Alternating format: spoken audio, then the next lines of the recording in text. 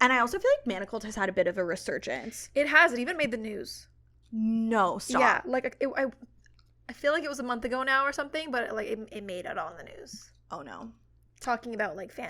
The locals know. I'm Kat. And I'm Cass. And you're listening to Two Book Witches. Ooh, spooky. Spooky for our special Halloween episode this week. It's Halloween. Well, it's going to be Halloween. Yes, soon. That's exciting. I love Halloween. Me too. I love dressing up. We're big. I put a lot of thought and effort into Halloween costumes. And parties. Yes. We love a Halloween party. Like if I had the means, I'd be throwing Kardashian level Halloween parties. Oh, it'd be excessive. Yeah, but obviously I don't have the means. No, it would literally be so fun. Like how much money do you think that they spend on a Halloween party? Or just their parties in general? I easily think like hundreds of thousands. I want to say more. Especially, I guess because they live in California, so like stuff must be more expensive, so maybe. Like they're throwing like away like $500,000 on these parties. No, hundreds of thousands. Yeah. Like, easily. Yeah. Easily. Just like the sheer level of like decoration, food, like the entertainment. Mm-hmm. So what do you want to be for Halloween this year? Do you know? Yes, I'm so glad you asked. I want to be some sort of Barbie iteration, personally. I think I want to be Mermaid Barbie. Like Dua Lipa. Yeah, with, like I the want purple wig. Yeah, like I want to get like a wig. cheap blue wig from Amazon. Like do like a little like fabric tail and like the little crop top. I think this is the year of the Barbie costumes, to be honest. It should be, to be honest, because what do you want to be? So, well, I had like two options. Okay. Like I like Barbie, but then I was thinking like Barbenheimer. That'd like be a funny. couple costume. Like I'd be Barbie, obviously. And then my husband would be like Oppenheimer. I kind of like that. Like that's cute. That would be one option, but the option I prefer, which like my husband's not sold on because he's like, I'm not sure about that. I really want to do like Hailey Bieber and Justin Bieber, but specifically when she had like her Rhodes event, I think it was at like I forget where it was at. But It was at Krispy Kreme. Okay, that's what it was. That's what I thought. Yeah, and she's wearing this like beautiful, cute, like red mini dress, and she's super hot. And then Justin Bieber is just wearing like a backwards hat and like a gray hoodie and gray sweatshorts. And that's like truly the definition of she's Barbie and he's just Ken. Yeah, like he's everything. So and like he's, I would still Ken. fit like a Barbie theme anyways. So I don't know. I think that's a good costume. That's my personal vote, and I can text him if you want. Yeah, you might have to convince him. Okay. I told him that you liked it. I think it's a great idea. Yeah. I think it's hilarious. I think it's like it's funny. And I think people would get it. Yeah. Especially the girlies. Oh, I think the girls would get it for it. But the boys are always like... And if not, I'll show them a picture. I'll be like, this is what I'm going for. No, it's like, it's literally so funny. And then Kat and I are talking because like we want to... Well, we do a Halloween party like almost every year, I think. Like the only years we skip literally were like COVID, and it was like so depressing because we like love doing it. So last year was our first year doing it again, and I think we're going to do another Halloween party, and I really want to make a Barbie box. So we got to get on that if that's the case. I know. Halloween is like... tomorrow. Oh my god, it would be literally next week. No. Well, this episode... Oh yeah, at the time of filming. Technically it's next week. Yeah. Halloween's next week. Holy shit. Yeah. Because Halloween's on a Tuesday or a Wednesday this year. Yeah, what the fuck? Okay, we'll it's we'll fine. Figure it out. It's fine. It's fine. We'll do the Barbie box. I think it'd be really cute. I want to know what everyone else is dressing up as. I want to know. Maybe we'll do a little like a poll thing on Instagram. Do you want to know what I think one of the biggest costumes is going to be this year? Barbie, yes, but I also think that Taylor Swift, like an Era's Taylor Swift outfit, and your man dressing up in like a Kansas City Chiefs jersey and saying he's Travis Kelce. Yeah, but I feel like a lot of people have already gotten like their Taylor Swift era costumes like out of the way because they went to the concert, unlike us. Wear 'em again. That's true. Wear 'em again, babe. I think that's going to be a big costume this year. That is a good idea too, actually. Yeah. Maybe I'm obsessed with them. Maybe I'll run that by... Oh my god, yeah. My husband, maybe he'll like that better. Yeah, because he gets to wear like a little sports uniform. Yeah. Yeah. I feel like I could do that with Thomas too. You could. Because like my husband used to play football.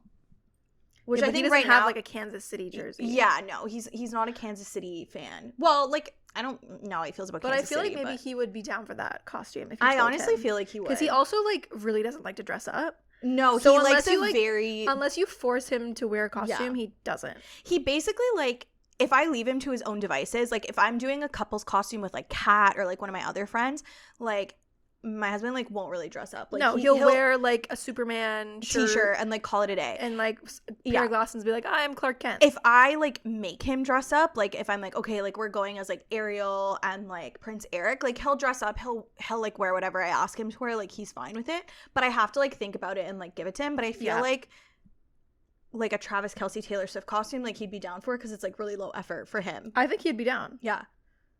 Okay. Options. We have some options. Yeah.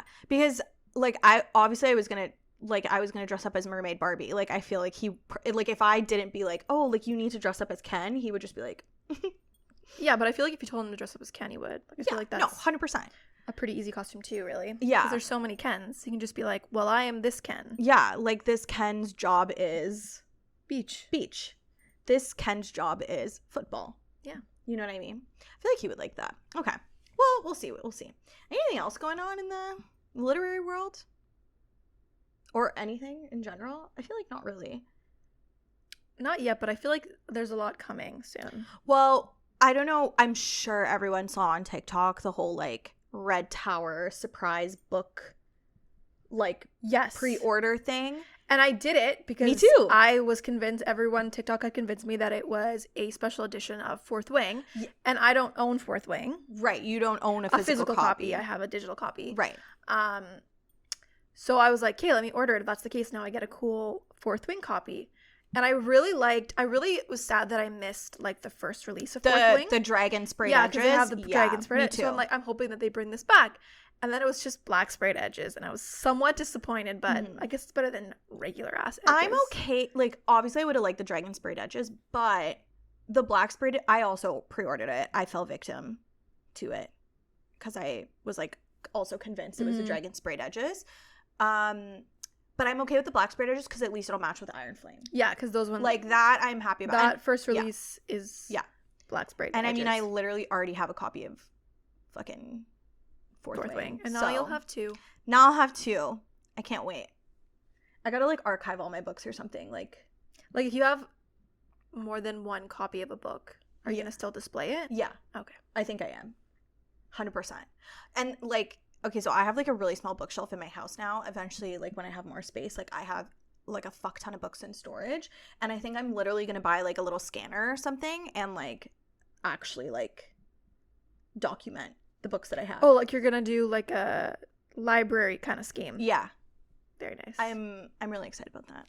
Yeah, I think that's, like, pretty much it. And, like, nothing else is really... For now. We should dive right into what we're doing today because it's a long one. It's a long one, but I'm so excited. Kat, what are we doing today? We are talking about Manacled. Which is the fanfic. Yeah, it's by SenLinYu. You can find it on Archive of Our Own. I don't know if you can find it anywhere else, to be honest, but I, for one, am, like, deeply excited to do this episode. Like, I love reading fanfic. I love Dramione fanfic. And I do like the Dramione ship. Yes. Like, I very much like that ship a lot. Yes. And in the spirit of Harry Potter, we're wearing our houses. Hufflepuff and Ravenclaw. Are you like like, you know how everyone has, like, a little combo? Did you ever take the combo test? Weren't you like a Hufflepuff Gryffindor or something? I feel like that checks out. Yeah. Because I was a Ravenclaw Slytherin. And I remember that also checks out. Yeah. That makes a lot of sense. Yeah. Okay. So we have the same Patronus though.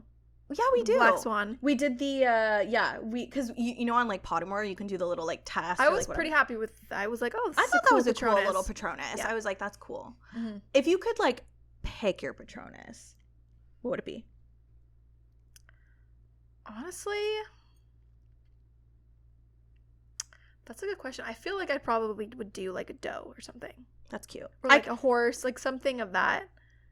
Like a gazelle. Really? I could see you doing, like, a little cat, a little black cat. That's cool too, a little actually. slinky little cat. I can see that, yeah. Yeah. Or like a little like lynx or something, like a small cat. Yeah. Like something like that. You know what I mean? What would you pick? Oh my god. I don't really know. I feel like you give like... Oh no, I'm scared. I was gonna say... No, I'm not gonna say that. No, say it. No, wait, say it. Now I want to know. I'm kind of picturing like a tiger or like a puma or something. A puma? Oh. I don't know why that was the first thing that came to mind for you. That's I don't know. crazy. It's not a diss or anything. No, it's not. I was just trying to think of something better, but that was the first thing that came to my head. I also think like an owl patronus would be really cool. That's cool for too, me. yeah. Or like a raven or something. I know that's like very like on the nose, but I kind of like dig that vibe. I even like the swan. I don't know why. I don't really like. Okay, I don't like birds. I don't know if I've talked about this. I don't really don't like any of them. I don't really like a lot of birds. There's like I feel like there's like a bunch of beautiful birds to pick from. I just like the swan. No, I know. There's like hawk, there's maybe an like owl. There's maybe like a couple birds I like, but by and large, like I'm kind of scared of them. I don't like them. But for some reason, I think like a bird patronus is like really fucking cool. That's why I'm happy with Black Swan. Yeah, same. Like I'm happy with that. Same. Okay, back to this. Okay, back to Manacled. So I feel like a lot of people are really excited for this episode, which I'm happy about because, and I also feel like Manacled has had a bit of a resurgence. It has. It even made the news. No, stop. Yeah, like I feel like it was a month ago now or something, but like it made it on the news. Oh no. Talking about like fanfic. The locals know. Yeah, because it really did pop off for a bit there on TikTok all of a sudden. Yeah. And it's been like a long time since Manacled's been out. Yeah, 100%. I read Manacled a while ago. And then I did a reread almost immediately after. And then most recently, I listened to the audiobook recording of it. And I'm just going to like plug it really quick. So it's by ETL Echo audiobooks on Spotify. I'm going to link it. But they are amazing. It's completely fan made. Like they're not getting paid to do it. Nothing. And like there's like the narration is really good. There's this one woman that is doing the narration, and they have like a couple people that take turns because it's like a really big book, but there's this one woman that does the narration and she dead ass sounds like Emma Watson. Oh, that's cool. It is in like when I was listening to it I was like, holy fuck, is like did they get like Emma Watson to like record this book or something? It was crazy. But anyways, really good audiobook. I just have like a little quick note on like fan fiction because I feel like because like the locals know about it now, I like a lot of people were giving fan fiction shit when Manacled started to pop off because a lot of people that maybe had never indulged in fan fiction before were now finding out about fan fiction, and people were kind of like, what the fuck is this? Like, how could you guys read this? Like, blah, blah, blah, blah, blah.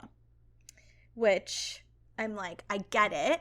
But it's like basically, so like fan fiction obviously is like fiction based on established works. So like movies, shows, books, things like that. For example, Harry Potter fan fiction. There's Twilight fan fiction. I've read Twilight fan fiction. Marvel fanfic, ACOTAR. There's a lot of fanfic out there. And then typically like there's like already like established characters and stuff, and then like the fanfic writers, they use all the established stuff to tell like an original story. And sometimes like this shit even gets picked up for mass publishing. Yeah, like obviously like 50 Shades of Grey is an example of that, which is also technically an example of Twilight fanfiction. The Love Hypothesis, that is Kylo Ren and Rey fanfic. I also believe that Olivia Blake, who is the author of the Atlas Paradox. Atlas 6? Yes, the Atlas 6. And then I think the second one is called the Atlas Paradox. She also dabbled in fan fiction. You know that also there's another series too. It was like Harry Styles fanfic called After. After series? Yeah, that's another one. Yeah. So the popular fan fiction sites are like AO3, so like Archive of Our Own, fanfiction.net, Wattpad. And then there's like popular ships. Like Dramione is obviously like one of the biggest. Yeah, a lot of people write fanfics specifically about that. Yeah, but there's like lots of different like genres and like pairings and like fanfics. And then like one of the most important things, and this is what I really want to talk about, especially with Manacled, is it is so important to look at the tags and look at the ratings of what you're reading. Like fanfics, especially like the really popular ones, tend to be like very extensively tagged by the author, and the tags like essentially warn you about like what you're getting into. Like they could tell you about like potential triggers, content warnings, sexual themes, like character deaths, things like that. So like you should read the tags if you are going to read a fan fiction. Don't go in blind. And then another thing that I just wanted to say with fanfic is like these are labors of love. Like no one's getting paid for this. And like for example, like Manacled is like how many pages? Like it's thick. It's like 800 plus pages. Like SenLinYu wrote this not getting compensated for it.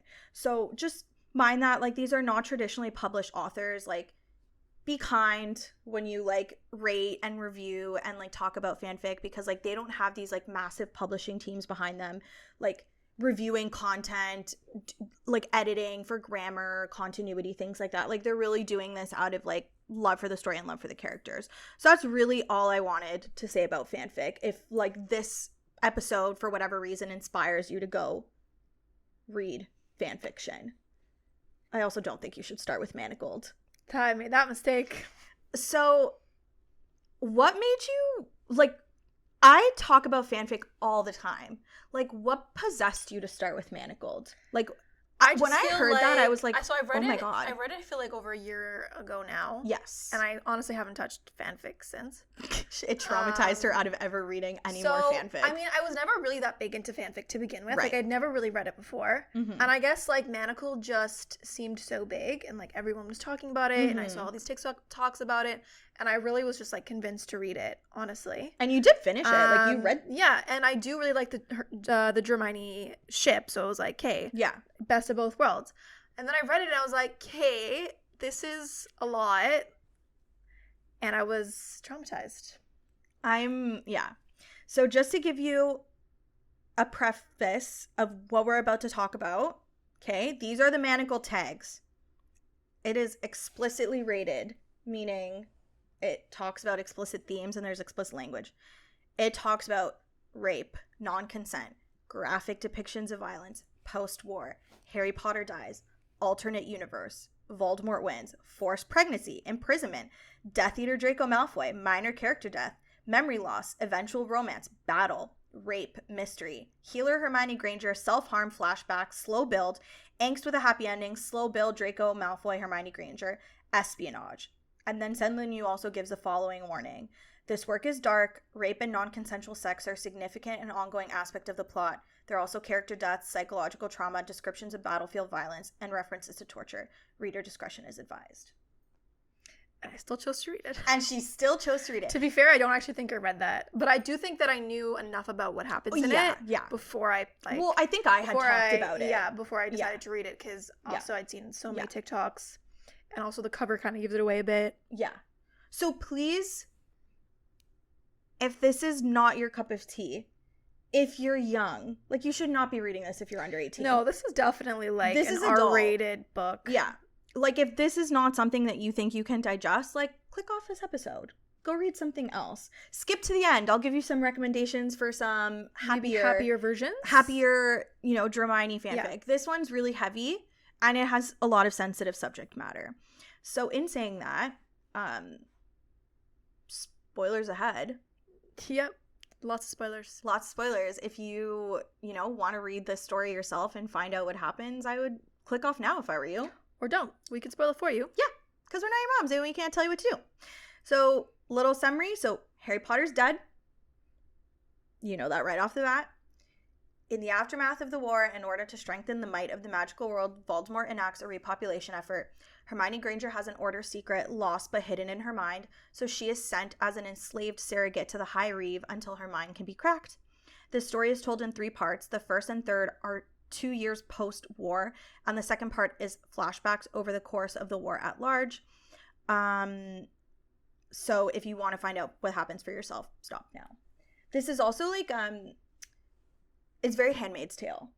Well, yeah, I think it's like Dramione in a hand, like it's basically Harry Potter in Handmaid's Tale universe. Correct. If like Harry Potter and like Handmaid's Tale had a baby, like it would because she even the picture of it, she's literally wearing what they wear in Handmaid's Tale. Yeah, like the bonnet, the red dress robe thing, and then the bonnet thing. And you've read Handmaid's Tale?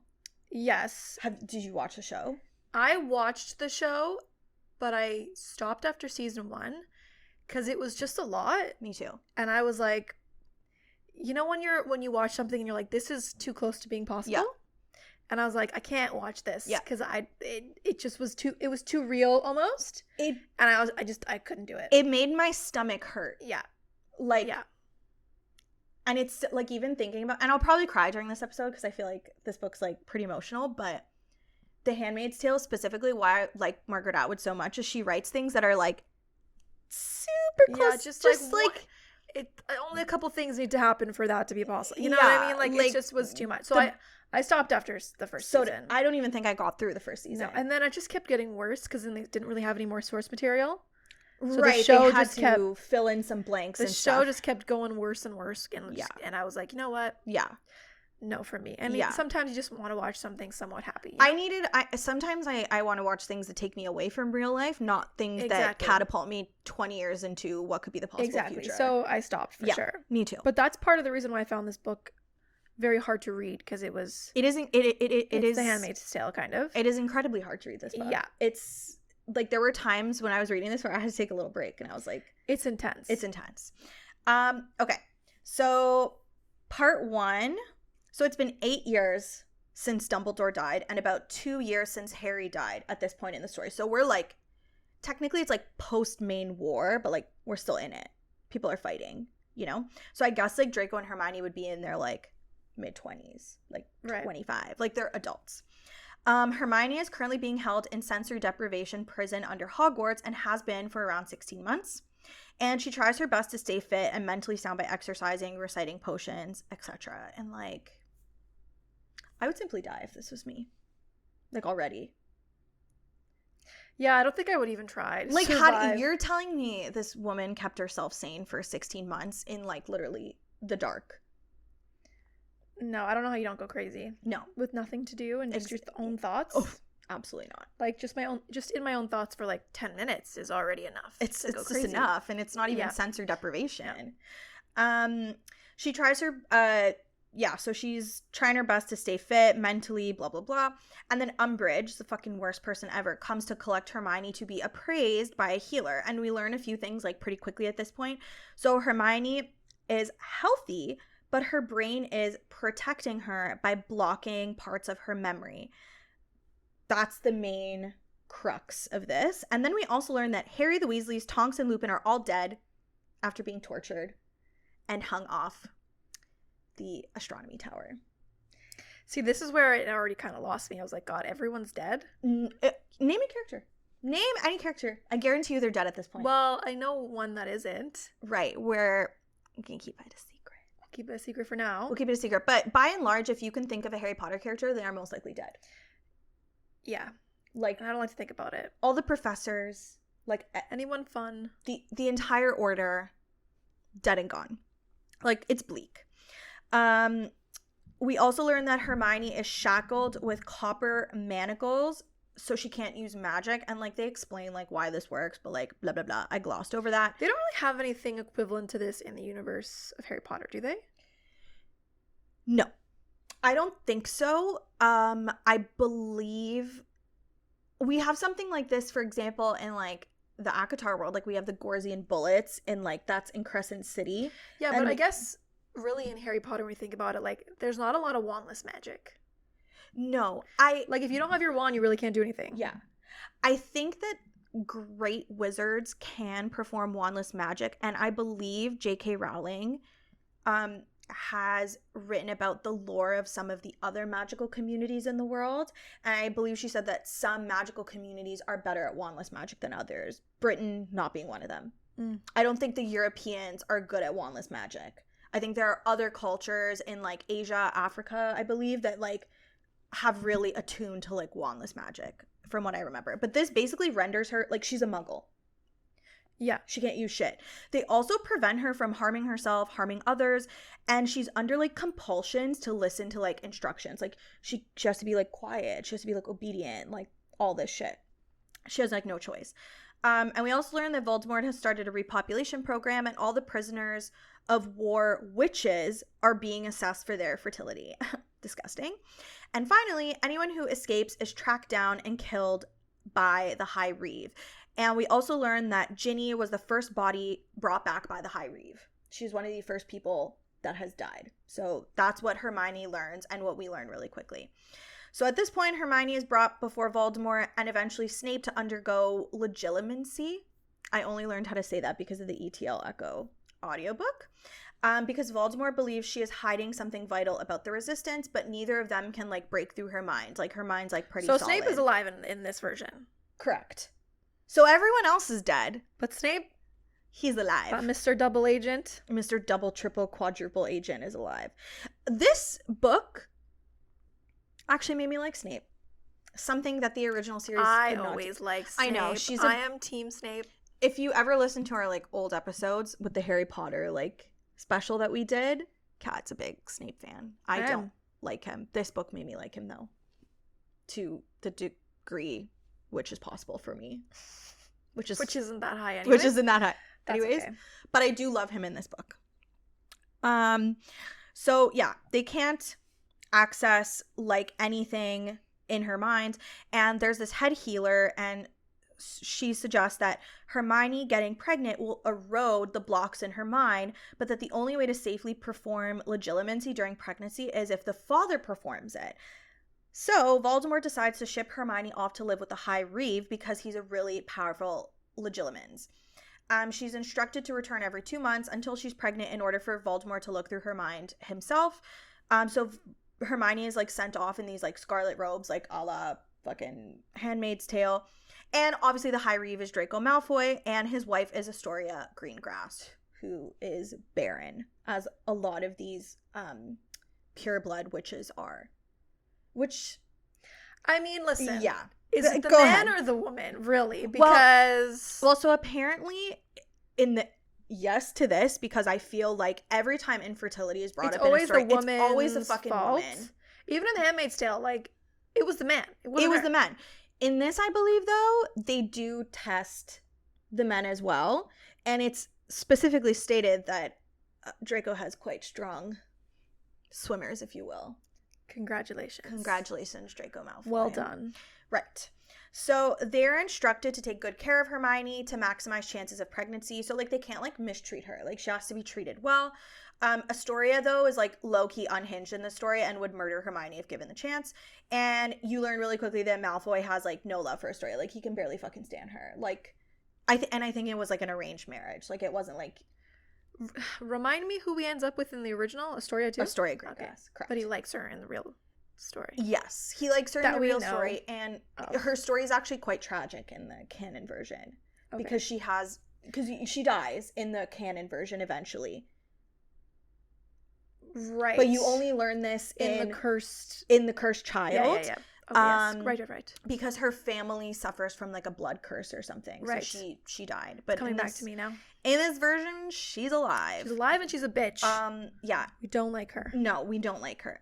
So during Hermione's stay, she is allowed to roam the manor, but is told to stay, like, out of sight. Like, out of sight, out of mind. Like, you can do what you want, but just, like, don't cause trouble. Not that she can anyways. We also learn a bit more backstory. So Hermione lost track of Malfoy after Dumbledore died. And it's, like, rumored that Dumbledore was killed by Draco, and I believe it is confirmed later that in this one Draco, he actually did it. Yeah, he actually does kill Dumbledore. But she does know that Narcissa died several years into the war along with her sister Bellatrix due to a fiend fire accident in Lestrange Manor when Ron and Harry were caught by Snatchers. So one thing SenLinYu does is she uses a lot of the same events as the actual story and just changes them up just enough to where, like, the smallest changes make, like, the biggest differences in kind of, like, the timeline. So the fact that Narcissa died in a roundabout way ended up leading to Harry's death because Lucius went insane after her death, basically, and he was the one who confirmed that Harry was not dead during the Battle of Hogwarts. causing Voldemort to Avada Harry over and over and over again. As opposed to Narcissa, who lied. Correct. And said, oh yeah, he's dead. He's dead. Because she, like, whispers to him, she's like, is my son alive? And he, like, barely nods. And she's like, he is dead. And that's kind of what ends up saving his ass. So, see, like, tiny little change. That has big consequences. Big consequences. So throughout this portion, Hermione is raped by Malfoy frequently. And he does so in, like, a very clinical way. Like, I think he just, like, conjures a table and, like, gets her to, like, turn around, essentially. And he's, like, he gets the job done and then he dips. But it's a very, like, traumatizing read, to be honest. Yeah. It's not... No. Yeah, this part of the book is... It's a lot. And it doesn't really get better for a while. It actually gets worse. That's what I'm saying. It gets worse before it gets better. It gets a lot worse. So she's frequently raped at this point, and she is plotting how to kill herself or kill Malfoy or both or escape. But this all goes to shit because Malfoy can essentially tell when she's about to do something crazy because of the manacles. Like, he can't really read her mind, but, like, he gets he gets alerted in a sense when, like, something's going down with her, especially, like, stress related or, like, adrenaline related, because I think the manacles are, like, tied into the magic of, like, whoever owns the surrogate.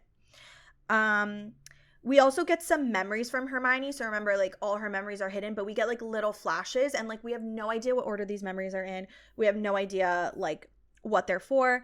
And we get stuff like Ginny crying, something about Dumbledore's hand, Harry wondering what happened to Hermione's morals, Hermione wanting to use lethal magic but everyone disagreeing with her, Ginny asking for contraceptive potion, Harry being sent to hunt Horcruxes to keep him out of battles, Hermione being edged out of the trio, being medically trained for 2 years across Europe, being trained as a potion mistress by Snape, amongst, like, some other, like, little inconsequential memories.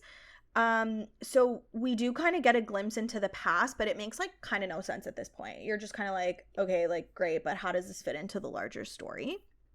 At one point, Umbridge ends up getting killed, and Hermione finally puts it together that whoever did it was trying to destroy her necklace. So in this version, the RAB necklace, like, the Rab necklace, was never destroyed. Mm-hmm. It was the seemingly last Horcrux left. So Hermione's like, they weren't trying to kill Dumbledore, or they weren't trying to kill Umbridge, they were trying to destroy the necklace, but she has no idea who did it. And this is when she finally remembers, like, all the information about the Horcruxes and puts it together that Voldemort is basically, like, stalling the war because he's dying. Because at this point, it's been a very long time, like, it's been a long time post majority of his Horcruxes being destroyed, taken out. There's still a few that are, like, no, I think at this point... Isn't it just the necklace that's left? This is the last one, technically. Additionally, Hermione constantly references that she wasn't a fighter, but we kind of learned that, like, it seems like she was. She literally, like, bombed an entire research facility in Sussex in order to rescue Ginny. So, again, why was Ginny there? What are they doing in Sussex? We don't really fucking know at this point. This one Death Eater, Montague, is the one who catches Hermione at Sussex, and he spends a lot of time at, like, Malfoy Manor because he's having an affair with Astoria. They're just, like, literally bing-banging around the mansion, like, all the fucking time. Like, every time there's a party, Astoria's like, hop on, let's do it. And he's basically, like, stalking Hermione. Like, he has, like, a really intense interest in her. And at one point, he actually tries to rape Hermione, but Malfoy stops it by literally eviscerating him, like, killing him dead, like, D-E-A-D, dead, and not in, like, a quick way. It was a lot. Astoria goes batshit after this and tries to gouge out Hermione's eye, but again, Malfoy rescues her and helps her heal her eye with, like, advanced healing magic, which I think Hermione was like, ooh, like, you're actually pretty good at this, like, you could have been a healer in a past life, kind of thing. Mm-hmm. Wink, wink, nudge, nudge. Soon after, Draco comes home drunk one night and kisses Hermione, and he starts to, like, touch her, but he stops when, like, a moan slips out of her. Because she seems into it? Because she seems, like, a little, and I mean, at this point, like, it seems a little Stockholm syndrome-y. Yeah. Like, it really does. And because of this moan slipping out and he steps back, Hermione actually, like, spirals and starts to, like, slam her head into a window. Because she's like, what the fuck is going on with me? And he has to physically restrain her. And this is actually a really good chapter. This is specifically chapter 24, and it has a really great discussion of how Hermione was, like, overlooked, worked to the bone, and then, like, made, like, a social pariah by, like, all the people in the order. Like, no one was really friends with her, we kind of learn. And shortly after this, she gets pregnant because she's given, like, fertility and, like, lust potions. And this causes her mind to snap, finally remembering what she tried to block out. And that's where we get to flashbacks. Yeah. And I mean, at this point, like, I don't know, I was traumatized. No idea what Hermione's trying to hide. And then I just think, like, at this point, I was kind of like, I don't know how I'm supposed to, like, root for Hermione and Draco. My first read through. Because... Yeah, because you don't know all the backstory or anything like that. It was just like a gut, like, this is a very glossed over version. Like, there's a lot more shit that happens and goes down, and it was kind of like a gut punch to read this because I was like, how am I supposed to like them? He's an awful person. Mm-hmm. Like, he's literally terrible. No, yeah. And I mean, and then I was like, even if I do read the flashbacks and I feel a little bit better, like, am I a bad person for, like, rooting? I don't know. I was without saying too much, like, it's still, I still think it's a bit of a conflict. 100 to still root for him anyways. Yeah. Like, he's not, like, a great version of Draco. No. You know what I mean? Like, there are fanfics where he's a lot better. Like this one, action-wise. Yes. Like, the things that he does, regardless of his motives, are still pretty bad. Yes. Realistically. It's just really bad. And I mean, we're about to get into it because this is the flashback part. This is the longest part of the book. Which I guess helps a little bit. This helps. Yeah, this helps. This helps give you some perspective. Yes. Because at this point, you're just being torn through, like, this timeline where you're like, this is fucking awful. It is literally terrible. And then you're thrown into these flashbacks, which, like, are equally as awful, but I guess it provides, like, context, which is always important in life. So these are the flashbacks. This is about 3 years in the past. The social and political climate right now, specifically for, like, the Order and the Resistance, is awful. It's awful, terrible. It's not great. They're branded as terrorists, and Voldemort has basically taken over all of magical England and is working on taking over, like, the rest of Europe. And, like, it doesn't... SenLinYu does a good job of imagining, like, what it would be like if if Voldemort won. Because, like, would he stop at Britain? Probably not. And then would he stop at magical communities? No. Probably not. Like, he would try to take over the world, really. Exactly. And that's kind of, like, what he's trying to do. Hermione continues to advocate within, like, the Order and the Resistance for the use of lethal curses and fighting methods. She's like, we cannot win a fucking war against people who are literally trying to eradicate us by using stunning spells. And no one agrees with her. They actually really strongly disagree with her, especially Harry, because they believe that by virtue of being good, they will win. But Hermione is, like, way more realistic, and she's like, we're literally fucked. Well, I mean, even in the original, don't they still use some of those, like, forbidden curses by the end of it? Like, once in a while, but, like, Harry defeats Voldemort with an Expelliarmus in the book. That's how sick he is. I know, but this paints a much, like, grimmer picture.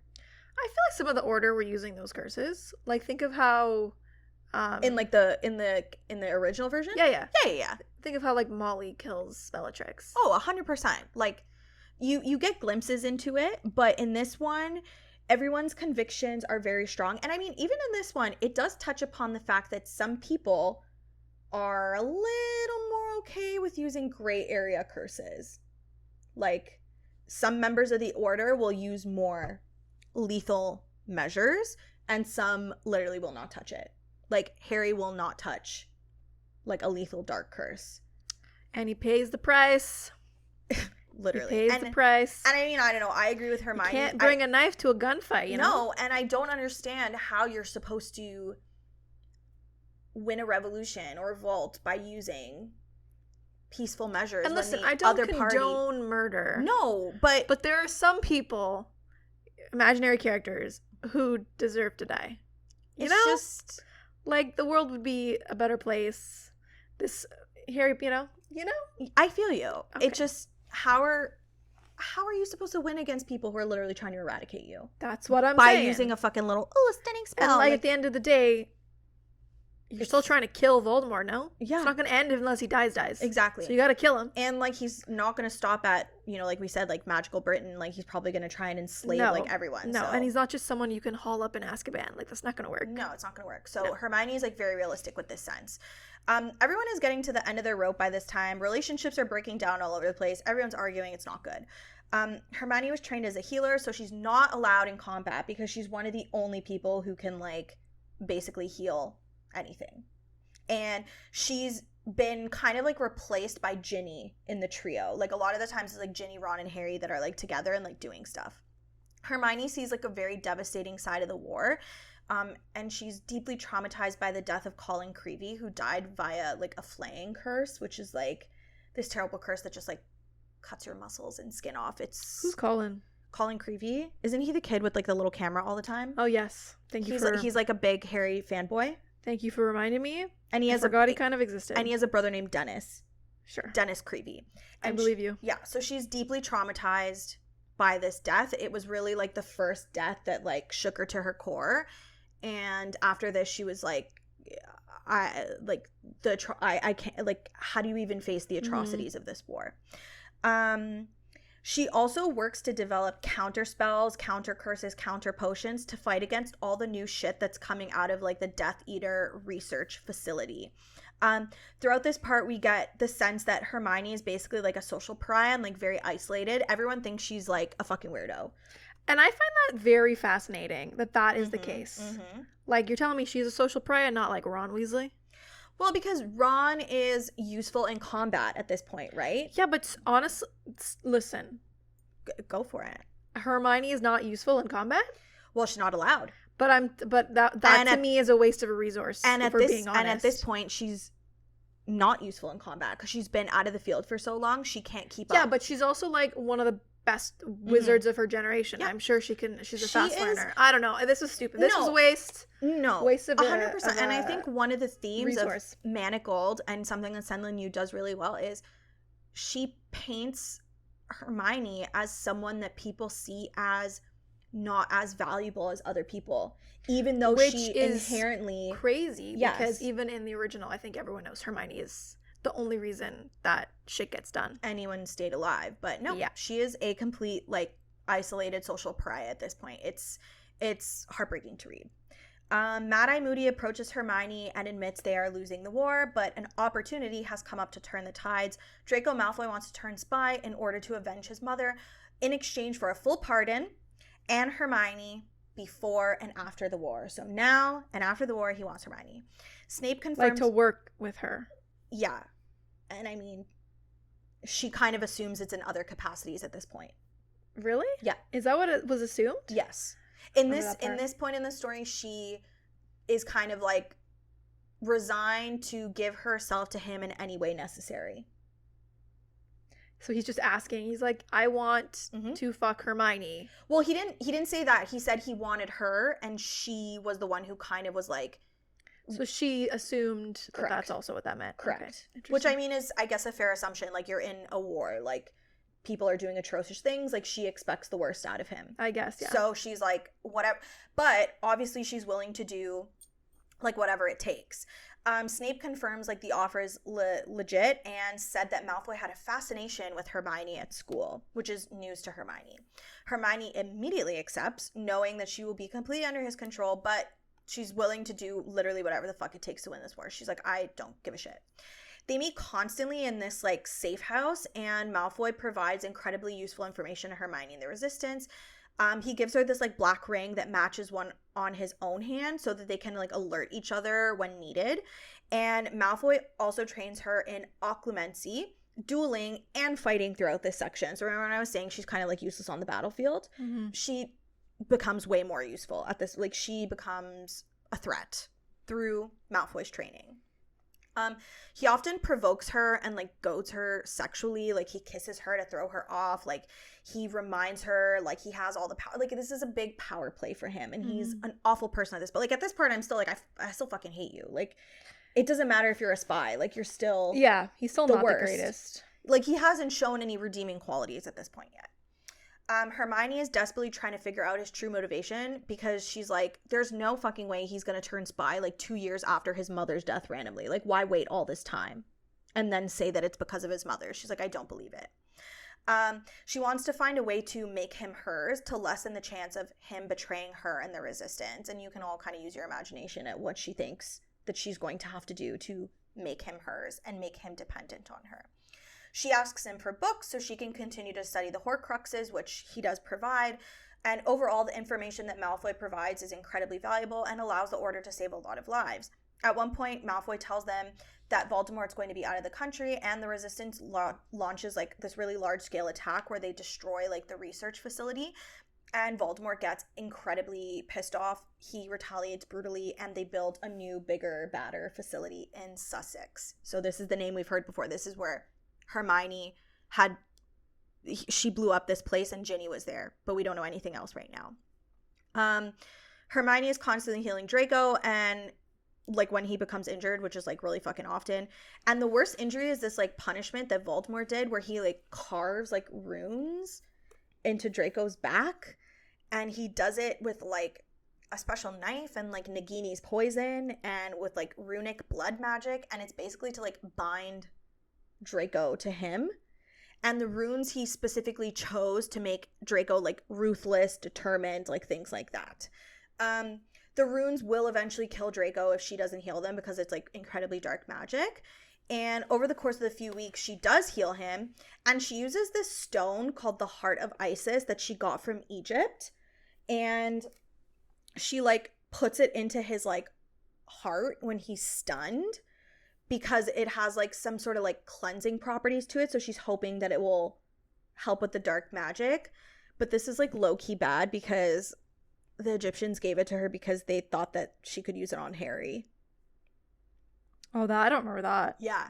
I didn't remember that until my like reread either. So like, I think they had just given it to her, assuming that after the war, Harry would be so weighed down by like everything that he had to do that she could use the Heart of Isis on Harry. Joke, she already used it. Yeah, she already fucking used it. So yeah, it continues to absorb the dark magic. Despite this, Malfoy does a lot of shit to piss Hermione off and hurt her emotionally. Like, he is almost like actively trying to get her to like hate him, but she tells him that he doesn't have to give her more reason to hate him, because she already does. She's like, honestly, you don't need to do anything extra. Like, I literally already fucking hate your guts. And it is revealed that he participated in the killing of the Creevy brothers. So Colin, that's the Colin? Yeah, right? Colin and Dennis Creevy. Yeah. So she is like, so the source of my initial trauma is because of something that you did. On a mission, Ginny ends up getting hit in the face with a necrosis curse, and Ron has to like cut out the rotting flesh with a goblin knife. And they end up saving Ginny, and the goblin knife is what gives Hermione the idea that they can use the goblin-made sword of Gryffindor to destroy the Horcruxes, because it has like the basilisk venom in it. Because at this point, they know nothing about the Horcruxes. Like, they're going in blind. Like, they know zero things. They don't really know how to destroy them. They don't really know anything about them. And this is very different from the original. Like, exactly. I feel like they figure out how to destroy them fast. Well, because Dumbledore had, like, explained some things to them as well and whatever, but that doesn't happen in this version of events, or this version of the story. So after this, Hermione heals Draco's ruins, like, fully, like, stitches them up and everything. She's like, great, like, you're not gonna die, wonderful. And to celebrate, her and Malfoy get drunk, and they make out, and they nearly have sex. But he stops when Hermione, like, freezes up, because I think she's thinking of, like, he could have requested anyone. Like, he doesn't actually really want me, because I think he taunts her with that all the time. He's like, you could have been any witch. And she... Nope. Lies. So, yeah. They don't end up having sex at this point. We also learned that Hermione is part of, like, Kingsley's secret team of people that go out to capture Death Eaters and bring them back for interrogation, which is, like, a war crime in and of itself, according to Hermione. And Hermione's job is to basically, like, heal them before they're placed in long-term stasis. And this time, Hermione is healing Montague. So again, like, you get kind of, like, more connections to why maybe people were doing certain things in, like, present day. That Christmas, Hermione gives Draco a healing kit, and he gives her goblin-made daggers. You can start to see, obviously, they are starting to, in their own fucked up way, care for each other. And... trauma bond. It literally is. And I still didn't really know how to feel about it at this point. Yeah, like, that's what I said. Like, it's just not a great... It's not a love story, It's not a lovey-dovey story. No. This is a love born out of loneliness, trauma, grief, and a deep, maybe, understanding and acceptance of who the other person is despite the shit that they've done. Because Hermione constantly says in this story, like, she's also not an angel. Like, she does a lot of stuff that if put on, like, the international court, like, she would get penalized for. And she says that constantly. She spends Christmas at Shell Cottage with everyone, and she realizes that everyone is in really good spirits because they think that they're winning the war, not realizing that they feel like they're winning because of the sacrifices that Hermione's making. Like, because obviously what she's doing is, like, a complete secret. Hermione and Harry get into a massive fight because Hermione wants to push them away, and then Harry calls her a bitch. Rude. One of the saddest parts of this book was the fact that they... don't have a good relationship? Yeah. That broke my heart, honestly.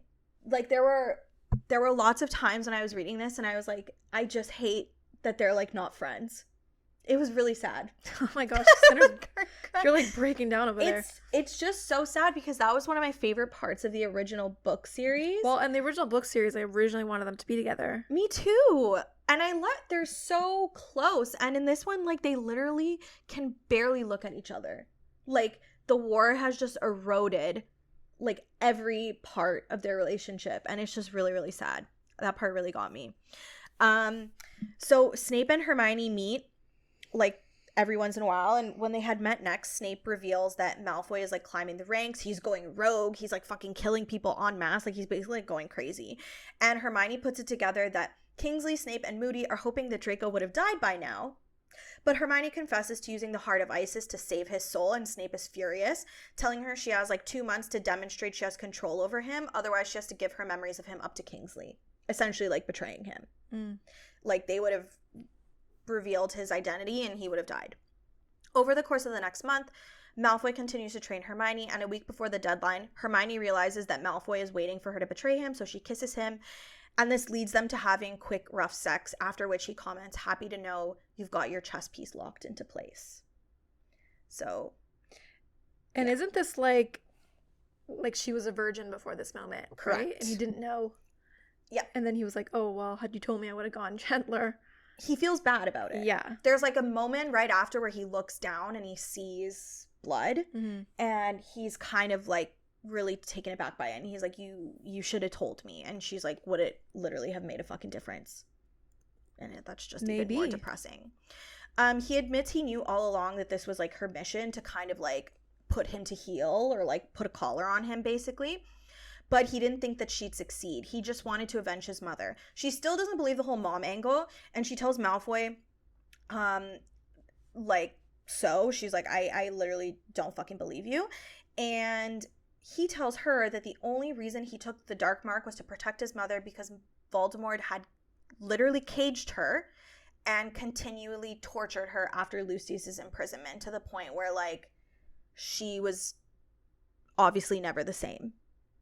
Like, so he's deeply traumatized by what happened to his mother and feels a lot of guilt that he couldn't do more to save her.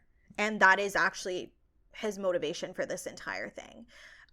He breaks down sobbing, telling Hermione he can't care for someone again, and Hermione just holds him. So now we kind of get, you know, a little look-see into the fact that Draco is probably starting to have some feelings for Hermione. Or at the very least is, like, very possessive of her. he explains that he's climbing the ranks so that if he dies, he'll cause chaos in the fallout. He ultimately offers to make an unbreakable vow that will demonstrate that Hermione is in control of him so that he can keep her safe. Now his like whole entire MO is just like, can I keep Hermione safe? And he will stop at literally nothing to do so. And I think she like speculates that it probably has some stuff to do with the runes on his back, because like the runes on his back make him like determined and like ruthless, and now he's just determined and ruthless for her. And I think like Snape says that like the Malfoys are closer to dragons than wizards.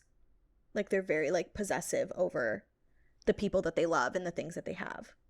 And now that's Hermione. So Hermione tells Snape this. She's like, he'll take the vow. And he tells her that she is the most exceptional asset the Order possesses. And this is the exact moment in time when I was like, okay, I like Snape.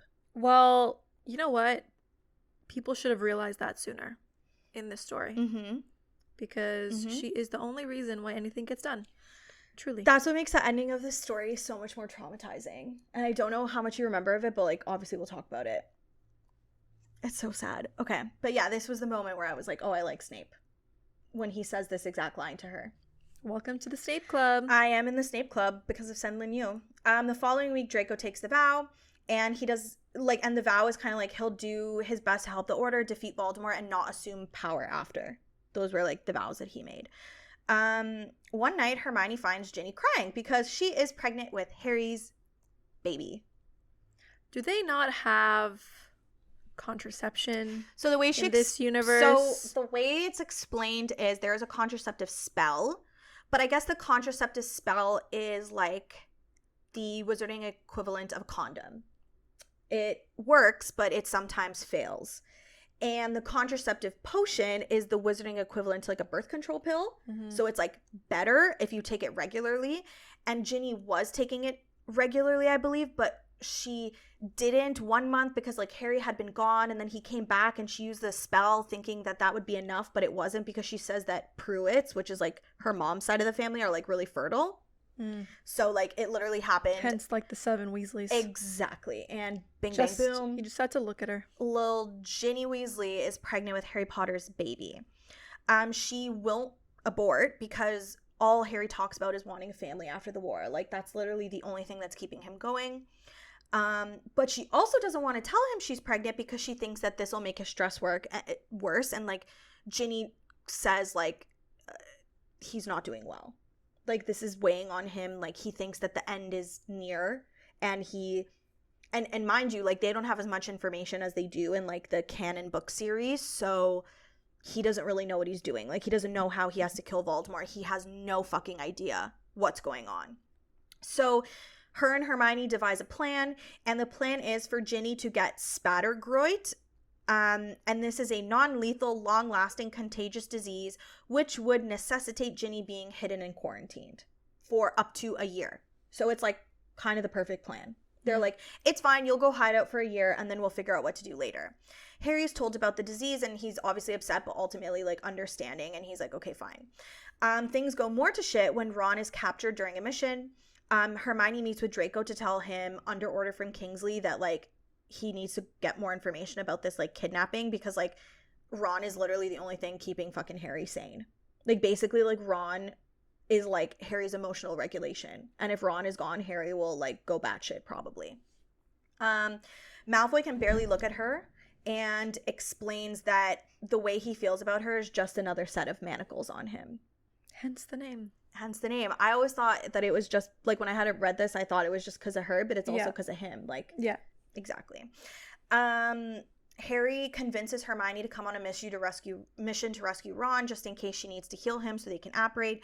She has no time to tell anyone, but leaves a note for Draco, knowing this is probably going to be a trap, which obviously it is, because things go even more to shit during the mission when they get ambushed by a fuck ton of Death Eaters as they're on their way out with Ron.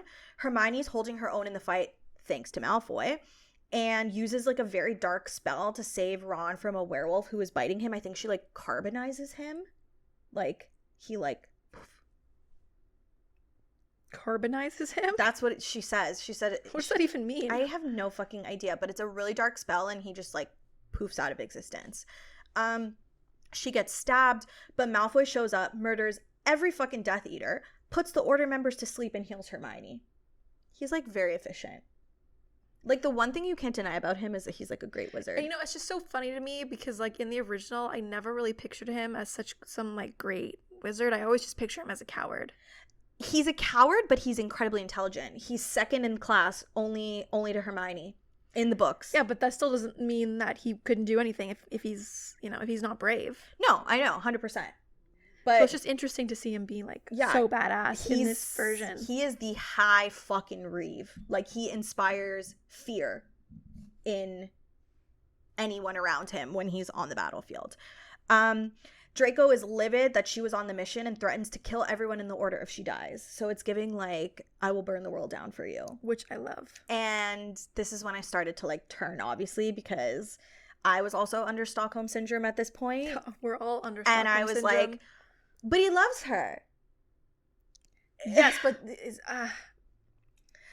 not enough time has passed from all the shit that he does for me. I know. To forgive him. And it's hard because at this point you're also still kind of like, does he love her? Or is he just possessive of her? Is it the runes that make him feel like this? Is it genuine? Who knows? It's so fucking complicated. Yeah, so he's like, I will literally kill everyone if you die. Hermione ends up kissing him and goes back to the Order, and everyone's like, oh my god, you're alive. And I'm like, does no one fucking care about this woman? No, apparently not. Like, they looked for her for a hot sec, and then they were like, okay. But they nearly, you know, kill themselves just to get Ron back. It literally... And it's just Ron. Because she's expendable. She's literally expendable. Which is crazy to me, because if anyone's expendable, it's truly Ron. Exactly. So she treats, like, Ron's bite, and Harry gets pissed. She uses dark magic, which is so fucking annoying. Like, fuck you, she literally saved your best friend. She literally saved Ron, and you're mad at her? Like, are you kidding me? Yeah, that... I was like, you're joking. You're joking. Later that night, Hermione's suffering from the after effects of the dark magic, and she goes to call Draco, and he takes her to, like, a Muggle hotel suite, and half delusional, she tells him she's lonely. He says he is too, and this leads to them having sex the way they should have the first time. And I think, like, now is kind of like, okay, maybe he does love her, or maybe there is some sort of, like, love between them. Yeah, there's something that's there's to something grow. There. Right. And after they have sex, like, they're falling asleep or something, and he tells her, I should have known the moment I looked into your eyes. I should have known I would never win against you. Damn. Cute. It's always, hey, what's up? Instead of, I knew I would have never won against you. Men written by women truly continue to be unattainable. Absolutely unattainable in life. They have sex again in the morning, and Draco's very possessive of her. She confesses at this point about the heart of Isis and how it basically turned him into a killing machine because it constantly cleanses him. So instead of getting, like, fucked up by all the dark magic he's using, it just, like... But how does she put it in his heart? I don't know. I think she just, like, presses it against him. It just dissolves inward? Yeah, because she didn't really know, like... She performing open heart surgery on this man? She literally says, she's like, honestly... she didn't really know what she was doing when she was using it, so she just kind of, like, pressed it against his skin and, like, went inside him, and it worked. Cool, I guess. And that's literally it. She was like, I'm not gonna ask any questions. At this point, both of them are in this, like, so fucking deep. Like, it's too late. That's it. They cannot back down now from each other. It's entirely too late. Back with the Order, they end up removing this shackle with a trace from Ron, aka, like, the prototype of what would probably be the manacles in the present day version. And they realize that this is what Sussex is, like, probably developing for prisoners. At this point, Draco is calling on her often. They always end up at hotels, escaping the war for a while, having sex, whatever. He doesn't... Priorities. You know what? Priorities. The world is fucking ending. Is it, though? Yes! At this point, like, it's looking bleak. It's not ending. It's just they're losing the war. Which is an end, I guess. Basically, like, for Hermione, but still it's an end. Priorities. No, I know. So they have sex a lot, which, I mean, I condone. It's giving Feyre and Rhysand in the tent. I mean, at least they're not doing it on the battlefield. They have the decency to go to, like, Muggle London. You know what I mean? There's not people, like, dying on the outskirts. Like, of their there's apartment. no active death surrounding them. Yeah, that's fair. So, you know, you win a couple times in this. He does inform her that the mass production of the shackles are beginning, and she tells him about the Horcruxes, hoping he can help her. The Death Eaters attack a Muggle village and the Order intervenes, and then Kingsley's gravely injured, and as Hermione's like chasing after him trying to heal him, she like touches him, and just as she's touching him, he apparates back to the battlefield. So she ends up in the battlefield by accident. Obviously, she's trying to go back. She's trying to save people and bring back with her, but she gets hit in the chest with a life-threatening curse right as she's apparating away. It's giving Dobby, like with the knife. Yeah. It's exactly that, but with like a life-threatening curse. Padma, who's like a healer, at this point heals her, but Hermione continues to work, like nearly dying, until Creature, the house elf, apparates her away to Draco. When she wakes, she's entirely healed, and she's stuck at Malfoy Manor for a bit, and Draco reveals that Creature has been spying for him and that he was the one to kill Kingsley on the battlefield, reiterating once again that if anything happens to Hermione, he will burn the entire order to the ground. He's like, I don't give a fuck. He's like, I'll kill them all. He's like, I literally don't care. Can we use that energy to killing Voldemort, though? Like, priorities. Well, I think at this point... Direct that energy where it needs to go, Draco. I mean, I think at this point, they're not entirely convinced that they can actually kill Voldemort. They're not sure how it's supposed to happen. They just know that they have to look for Horcruxes and hope for the best. And they're not really sure how this is going to, like... Yeah, they could have used Dumbledore a little bit more, I think. Exactly. So, when healed, Hermione returns to the safe house, and she rips Mad-Eye Moody a new one and is like, fuck you, fuck this order, fuck you guys for not wanting to like do anything actually useful. And she tells Moody that she and Draco will continue to look for the Horcruxes, and she also takes on some additional duties because Kingsley's dead. So like this whole shtick of like Hermione not being important, Hermione not being this, she's literally like half running the fucking resistance at this point, and no one knows and gives her credit for it. Absolutely no one, because they're all too wrapped up in what they're doing, which obviously is understandable. It's like war, like, but still, it enrages me. A week later, because Draco's very efficient, he gives her Helga Hufflepuff's cup, and they destroy it. See, look, efficiency. They're getting shit done. They're getting shit done. Harry desperately wants to see Ginny at this point, who's still hiding the pregnancy. And it is revealed that she is having a baby boy and she wants to name him James. So that's similar to what happens, actually. Hermione tells Moody she's concerned about Harry and they need to get into Hogwarts. And she has an idea to use a magical bomb to take the wards around Hogwarts down. And then a team can go in and retrieve the remaining Horcruxes because they think they're in the castle. The future continues to look more and more bleak for Hermione and Draco as the stakes become a lot higher and a lot deadlier. And Draco's like really wearing himself thin at this point. Like he's kind of like stretched in all directions. Hermione does finish the bomb and gives it to Snape, who places it in Hogwarts. And Hermione warns Draco like about the impending attack, and they spend the night together.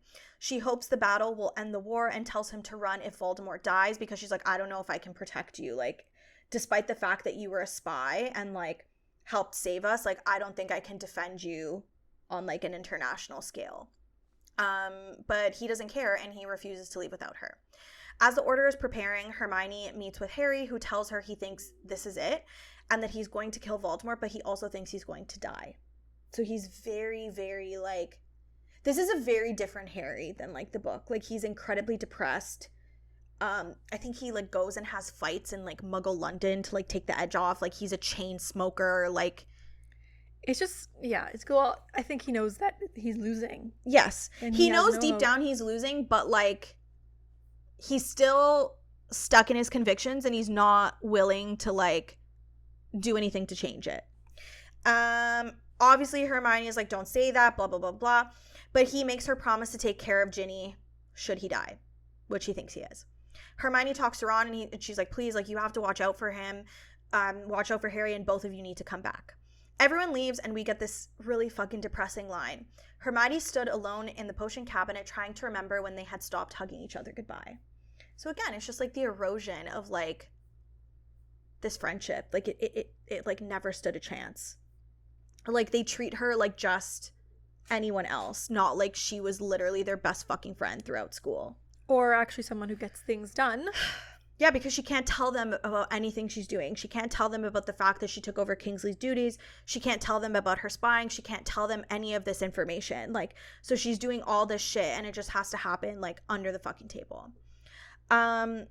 So the bomb actually ends up working, and Hermione is talking to Madame Pomfrey as they're waiting for the news, like, of what's happening, like, during the war or whatever.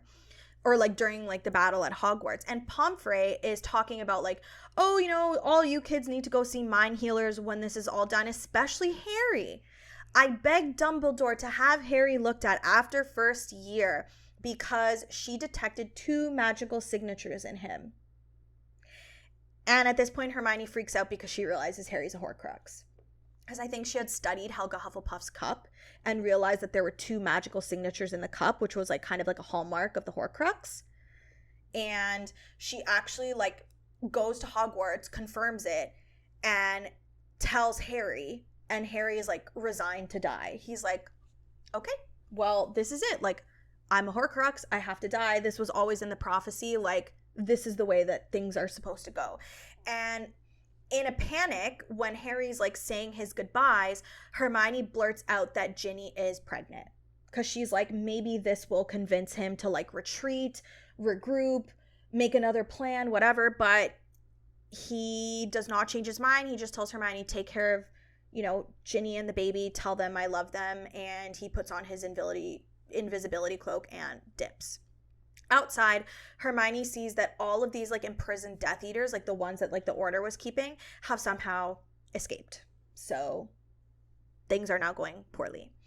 Voldemort appears. Neville does kill Nagini. I was gonna say, where is Neville in all this? Like, he's part of the Order. He's part of, like, teams and stuff. He just doesn't have a big role. No, not necessarily. Like, you do see him, and he still is the one to kill Nagini. So he slices off, you know, the snake's head. And mind you, they don't know how many Horcruxes are there. They don't speculate how many there are, but at this point they're assuming that they've gotten all the Horcruxes, except obviously Harry knows that he is one, so he thinks he's the last Horcrux. So they don't know about the necklace at this point? No, they don't know about the necklace at this point. They did take care of the diadem, like, during the battle, and all the other Horcruxes are done except for the necklace, because Harry never went with Dumbledore to the thing. He dies before that. Exactly. So at this point, Harry faces off with Voldemort, and he lets himself be killed because he's like, I'm the last Horcrux. When I die, you guys can just, you know, hopefully kill Voldemort. Like, he'll be weakened at that point, but that's not the case. So Lucius confirms that Harry is not dead because it just, like, killed the Horcrux in him. And because Lucius confirms that Harry is not dead, Voldemort continues to Avada him until he dies. Like, I think an excessive amount. Like, I think he does it, like, a fuck ton of times and then uses this, like, awful curse on him and, like, hangs him in the astronomy tower. It's terrible. Everything is in chaos. Hermione's trying to escape because she realizes, like, fuck, there's clearly, like, another Horcrux left and I'm the only one who knows about it. She apparates away, but as she's apparating, she gets, like, tackled, but it just turns out to be Draco, who brings her to the safe house. Hermione explains what happened with, like, Harry and, like, the Horcrux and all that stuff, and Draco is like, listen, the war is lost. Like, all your safe houses are fucked. Someone found out about the prisoners and ended up, like, releasing all of them. Like, you need to get out of Britain. He's like, I don't care, you need to go. She agrees, but only if he gets Ginny, who it turns out was brought to Sussex after her safe house was compromised.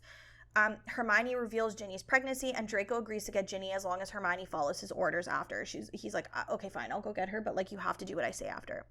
When he returns with Ginny, he tells Hermione that he blew his cover to do it and that he's probably going to die. Because, like, there's no way he could have gone into Sussex, got Ginny without anyone finding out. Like, he left a trail of fucking bodies and, like, stuff like that.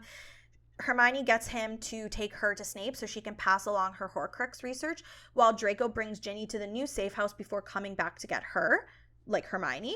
Snape takes an unbreakable vow to not interfere or take Hermione everywhere, and the second that Draco leaves, Hermione starts to build a bomb so she can take out Sussex and hide evidence of Draco's involvement. She refuses to let him die. Snape offers to take the bombs, but because they're, like, really sloppily built or whatever, like, Hermione has to be the one to, like, set them off, and she leaves with the bombs, and she does end up leveling Sussex, but she's overcome at this moment with, like, the weight of, like, what's happened. Like, she's like, Harry's dead, Ron is probably dead, everyone is probably dead, Draco might die if this doesn't work, Ginny is, like, holding on by some last fucking threads. Like, this is awful. She resolves to make it back to Draco, but the Dementors are like closing in on her, and she casts a Patronus, and instead of an otter, a massive dragon takes to the sky. That's so cool. Like, that's what I want my Patronus to be, actually. You know what? Yeah, I've changed my mind. I want a dragon. I also want a dragon. Fuck the swan. Fuck the swan. I want a dragon. Well, because I think her Patronus changes because of her love for Draco. Cute. Because her Patronus used to be an otter because Ron's was a terrier. And apparently... How do those two relate? It's because the specific species of terrier that Ron's is apparently used to be used to, like, catch otters. Or, like, they like to chase otters or something. I don't know. Interesting. It is a thing, I swear. But her Patronus has changed to a dragon because of Draco. Hermione is running for her life after literally fucking leveling an entire building, killing... See, but, like, why didn't Draco do this? Like, you know, destroy the evidence. Make a bomb before you get After Ginny, blow it up. I think... Light it up. This whole bomb building thing is literally a branch of magic that Hermione has essentially invented. What are you talking about? Is she not, like, half human? Go ask the humans for a bomb. Oh, I see what you're saying. Like, Google a bomb. Yeah, but her bombs are specifically, like, programmed to, like, pass through wards, like... Stuff like that. Like, they have to be, like, special bombs. Do they, though? Like, you're telling me that the magic people have thought about the human bombs and, like, how to avoid it? Yeah, because apparently they're also fighting the humans and stuff at some... Or, like, the non-magical people, I think. Do they? Yeah. In this? Yeah, like, they start to, like, encroach on, like, non-magical Britain. But, yeah, anyways, she does take out Sussex. She, like, literally kills thousands of people, thousands of dark creatures. But Montague catches her, and, well... Back to the present. You know what happens after that. So at this point, obviously, I had bought into the Dramione pairing in this book. Did you? Yes. I was like, you know what? I'm for it. Whatever. Stockholm Syndrome me. I don't give a shit. Do I need therapy? Probably. I don't care. We all need therapy. Yeah. So this is the last part. The last part's actually, like, moves, like, fast. So all of Hermione's memories, like, are rushing in, but it's really hard to keep track of the timeline. Draco tells her he was the one who destroyed the last Horcrux on Umbridge. And he did save Ginny, and Ginny is alive, and her baby is alive. Yay, and Ginny's alive. Ginny's alive. So there is one happy thing that happens in this book. With the baby. With the baby. James is alive. So he had hung like a fake body in the Great Hall to, like, fool everyone. Draco had apparently never stopped looking for Hermione and figured out a way to bring Voldemort down because the regime at this point is, like, very unstable. Like, Voldemort's, like, not doing well. Well, he's also slowly dying. Exactly. He tells her she'll be out of Europe with Ginny by then. He's like, you don't even have to worry about it. Like, I have a plan to get you out. It's all good. Draco takes Hermione to the library, but she has a panic attack once there. And she ends up figuring out Draco's plan. Snape and him are going to remove her manacles, and when she leaves, Draco will be left to deal with the fallout and, like, basically what's a suicide mission. Like, he's not planned to get out of this alive. Right. He's not planned for this. Draco's hoping that his death will, like, be the, like, final domino or, like, the last straw in, like, toppling Voldemort's regime and destabilizing Britain to the point where the International Confederation of Wizards will finally step in and clean up shop, because at this point they haven't. Which is baffling. What do you mean they haven't? Yeah, so one of the biggest, like, points of contention in this book is, like, the international, like, wizards have not really, like... Been helpful in the slightest, which, I mean, I think that this part of the book in particular is meant to mirror World War II in particular, where, like, all of these atrocities were happening, and there is a large part of the world that just turned a blind eye to it. Right. And that's kind of, like, the whole shtick of this, like, part. So she begs him to reconsider his plan, and she does convince him to let her research how to remove his dark mark until Snape arrives, because the whole point is, like, if he escapes, it doesn't really matter, because, like, the dark mark is still on him and they can still find him. And apparently he had been trying to research how to remove the dark mark, but, like, he couldn't figure it out, like, without dying. Draco gives her all his notes and brings her books so she can research, and it comes down to the fact that even if she chops his arm off, the mark makes it so that the wound won't close and he'll, like, bleed out. So there's some, like, additional magic there. They have a conversation where Draco offers Hermione a potion to terminate her pregnancy, but she doesn't want to, refusing to act like Draco had been an unlovable monster this entire time. She's like, no, like, you do have some redeeming qualities. Like, let's not act like, you know, I wasn't in love with you, or that I'm not in love with you. They finally tell each other they love each other. Yay. The lice word finally arrives. The lice word, I lice you. They find out they're having a baby girl, which is very cute. Very sweet.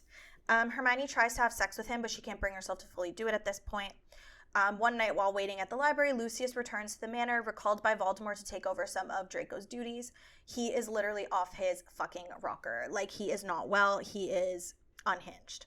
Hermione finds out through her research that a potion made using phoenix tears would make removing the dark mark viable, but they're impossible to come by. She's like, where the fuck am I gonna get fucking phoenix tears? Like, I don't even fucking know a phoenix. Like, where's Dumbledore's phoenix when you need him? Apparently he like skedaddled after Voldemort's death, and they have no idea what happened to him. Which I'm like, I get. I don't blame him. Apparently the only other people who have a phoenix are the New Zealand Quidditch team. Random as hell. Yes. It's the randomest piece of information ever. Obviously they don't know where like that phoenix is or whatever the fuck. How are they gonna get to New Zealand too? Exactly. So she resigns herself to spending their last days together, and they do end up having sex and kind of like reconciling on that front. Unfortunately, because, you know, things only get worse, Astoria returns to the manor from France and ends up pissing off Lucius enough that he kills her by decapitating her. Charming. Yes. He loves his daughter-in-law. So much. And again, because things are still not bad enough, Draco and Hermione learn that Snape has been killed and the Plan A escape has gone to shit. No, Snape. Yes. He still can't make it out alive. And any version of the story, he has to die. And at this point, I actually felt bad that he died. I feel bad either way. I felt bad that he died. I was like, oh no, what? Not Snape. And again, things get worse because Lucius portkeys Hermione to a drawing room in the manor, and it looks like he's going to torture her, trying to get her to confess who the last Order member is. And in a last-ditch effort to stay alive, Hermione tells him about her relationship with Draco, hoping that Lucius wants to save his son more than he wants to serve Voldemort. Because she's like, well, if you reveal this entire thing that happened, your son is going to die. She also tells him what Voldemort did to Narcissa, and initially he doesn't believe her, so he looks into her mind and sees all the proof, but Hermione, like, passes out, and when she wakes up, Draco has saved her, and Lucius is locked up and shackled in a cage, very similar to the way Narcissa was during But also, why wouldn't Draco ever share that information with his dad? About what? About what Voldemort did to the mother. Because Narcissa made him hide it. Pourquoi? Because I actually don't remember the exact reasoning, but she made him hide it so that, like, because I think she thought that if she told him, like, he would do something unhinged, and then that would endanger Draco. I guess. Which, I mean, I guess is, like, good a reason as any to, like, hide it from Lucius, who's a loose cannon in this story. So Lucius reveals that he is willing to bargain because, surprise, he has phoenix tears. It's this, like, whole thing where, like, Malfoys are given a phoenix tear and then it's passed down through heirs and blah, blah, blah, blah, blah, yada, yada, yada. All he wants in exchange for the phoenix tears is 10 minutes alone with Hermione. Hermione gives him an abridged version of Draco's motives, and Lucius agrees to give her the tears and help them escape by blowing up the manor and committing suicide, so it looks like everyone dies in the fire. That night, Hermione instructs Draco into brewing the Phoenix Tears potion before they remove her manacles, and when they do it essentially starts like a 20-minute like countdown. Like, that's all the time they have. And in that time, Hermione cuts Draco's arm below the elbow, and thankfully the potion works to keep him alive. As they're escaping on a winged horse, Lucius blows up the manor as he had promised to do. They spend time at this like safe house together before portkeying to Ginny. Hermione and Ginny reunite, and we find out that Ginny fucking hates Draco, which obviously I guess, like, reasonable, like, entirely reasonable, like, I get it, but this causes Hermione to be very protective of Draco and, like, his actions. She's like, honestly, neither of us would be here if it wasn't for him, which is true. The women spend some time together as Draco checks the wards. Ginny shows Hermione the house and her rooms, and shows her how Draco basically stocked an entire library and potions lab for Hermione, because he always intended her to, like, go to the safe house, and he was like, I just don't want you to be bored, like, while you're here. And he wants her to, like, pursue her passions without fear of dying, you know.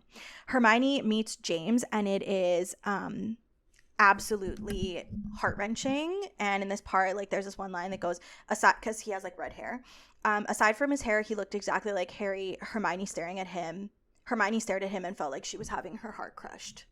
Why? Harry was terrible to her anyways. I know, but that's her, like, that's still her best friend, because throughout all this, like, even though they're shitty to her, like, she deeply loves them. And that's like Hermione's, like, best quality. Like, she's... Yes, Pepper. Come here, girlfriend. Come here. Come here. Come. Stand by. No? Okay. Yeah. She, like, deeply loves them, despite the fact that they were, like, super duper shitty to her. Hermione and Draco rest for, like, a couple days, and they try to, like, reassure each other that they're safe, because, like, it doesn't feel like they're safe. Like, they're constantly checking. She's like, are you sure we're safe? Are you sure we're okay? And he's like, yes. And, like, blah, blah, blah. Because, you know, they're traumatized. And Hermione learns of, like, the last couple of years for of what happened to Ginny. And they find out via, like, a 2-week-old newspaper that the fire at the Malfoy Manor was successful in convincing everyone they're dead. So their plan worked. They fall into this, like, very fragile life, constantly on edge, but trying to get used to the idea of, like, the rest of forever and all their free time. Hermione builds, like, a preliminary prosthetic arm for Draco and spends a lot of time stressing over the fact that she's, like, about to be a mother. Low-key, I sometimes forgot that Hermione was pregnant in this. Well... It's not like a big plot. Well, I guess it's kind of plot is, point, but like it's not like the center. I guess like stage. The stakes. So many other things are happening. Yeah, the stakes were like so high that I was just kind of like, oh my god, like that's right, she is totally pregnant. I just like completely forgot all the time. Over time, they read more about how the International Confederation is crushing Voldemort's forces, and Hermione is filled with both grief and intense, like relief and intense grief, because she's like obviously relieved, and she's like, but why couldn't this have happened when sooner? We needed your fucking help? Now that everyone's dead, you're gonna come and like clean up shop, like. And she's like, if this had happened earlier, maybe Harry would still be alive, like blah blah blah blah blah. Is this International Confederation thing like a canon thing, or is this made up in this series? I think so. I think it is canon, and they even talk about like Makusa, like the U.S. people. I don't really remember that in the original book. I think it's kind of like a Pottermore thing. This is like stuff that J.K. Rowling has happened after the fact. Exactly. Hermione does work out a better prosthetic for Draco and actually fits a wand inside so he can do wandless magic. Well, I guess not wandless, just like physical wand. Like, doesn't he have another hand he can do magic with the wand? I know, but she's like cool as fuck, and she like, okay, she's like, why not? I'm gonna put a wand in it because she can. Hermione and Draco become parents to a baby girl named Aurora. How did you say it when you read it? Did you say Aurora? Be honest. I did. I knew it, because I also did. Because I was just like, you know what? I don't like this. Aurora it is. Aurora it is. But I think it's Aurora. Do the roar. Do the roar. I don't know. That's all I'm thinking of. You know that thing from Shrek? Oh, no. Wait, what? That little clip from Shrek where the little kid like goes up to Shrek and says like, do the roar. No, I don't remember that. That's like, when I hear Aurora, like it doesn't sound right. Like maybe Aurora. Can we like Aurora? Can we put an accent on that E at the end? Okay, fine. Let's do Aurora. Okay. Aurora. Okay. Draco is petrified of being a father, and he's overcome with guilt and fear because of. Or. Okay. You just put the emphasis on the first part of the word.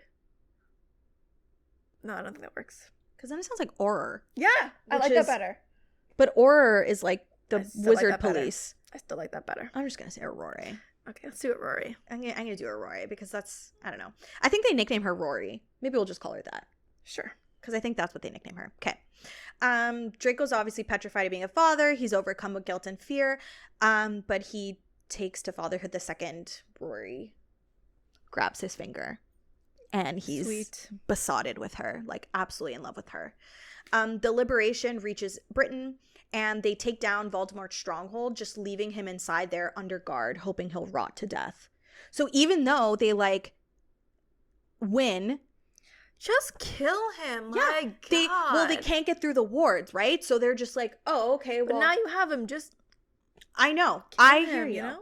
Well, this is exactly what Ginny says. Avada Kedavra him. Avada Kedavra his ass.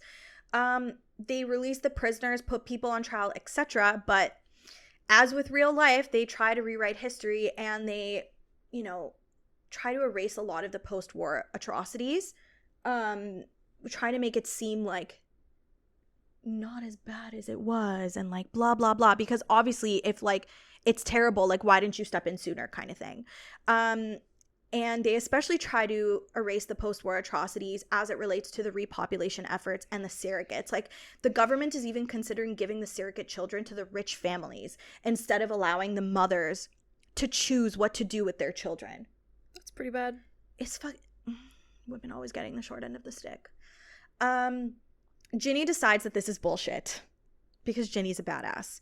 And she decides that she's going to go back to Britain to remind everyone of what happened during the war, and she's going to kill Voldemort. She's like, I don't give a fuck. He does not deserve to be alive. Yeah, truly. And waiting to rot to death. He deserves to be killed and dragged through.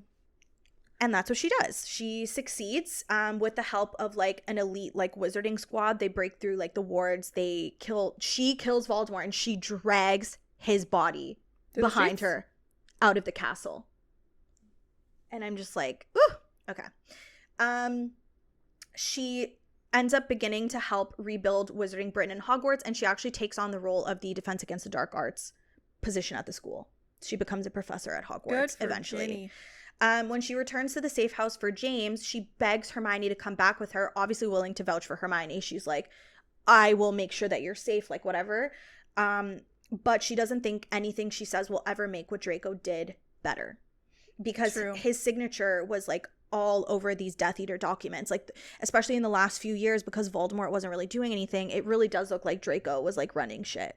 And despite the fact that Draco did all these things to like save them, ultimately she's like, I can't erase the awful things that he's done.